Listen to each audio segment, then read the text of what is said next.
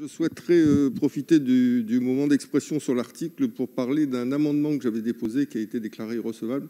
Il s'agissait de la création du centre d'accès au droit en Nouvelle-Calédonie. Nous sommes la seule collectivité du territoire de la République à ne pas disposer de cet outil essentiel pour les populations les plus lointaines, puisque la loi du 10 juillet 1991 n'est pas applicable sur notre territoire. Le Congrès de la Nouvelle-Calédonie a donc sollicité, à l'unanimité de ses forces politiques, en 2015, l'extension de ce dispositif en Nouvelle-Calédonie, et sur la base de l'avis rendu par le Conseil d'État concernant la répartition des compétences entre l'État et la Nouvelle-Calédonie, a proposé une rédaction adaptée des articles 53, 54 et 55 de la loi de 1991.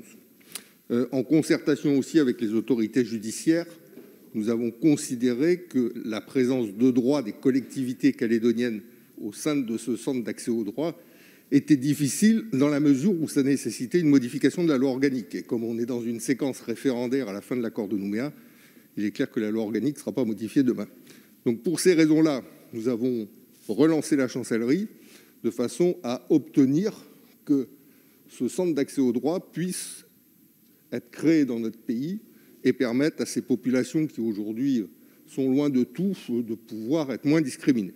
Donc, Monsieur le Ministre, j'ai travaillé avec vos services du ministère des Outre-mer pour voir si nous pouvions, le cas échéant, aboutir, probablement pas aujourd'hui ou ce soir, mais peut-être dans le cadre de la navette.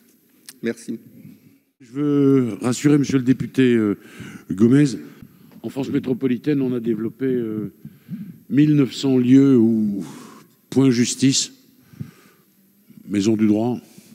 Et naturellement, je comprends parfaitement ce que vous dites. On va remédier à cette situation qui, je le dis, n'est pas acceptable et ne peut plus continuer. Donc, vous avez rappelé tout à l'heure que les services de la chancellerie avaient été alertés sur cette question et je peux vous dire qu'ils travaillent d'arrache-pied pour trouver une solution très rapide. Je m'y engage. Monsieur le député Gomez, il nous faut maintenant une réponse qui va intervenir, je peux vous le dire, avec beaucoup de rapidité parce que c'est au cœur de nos préoccupations.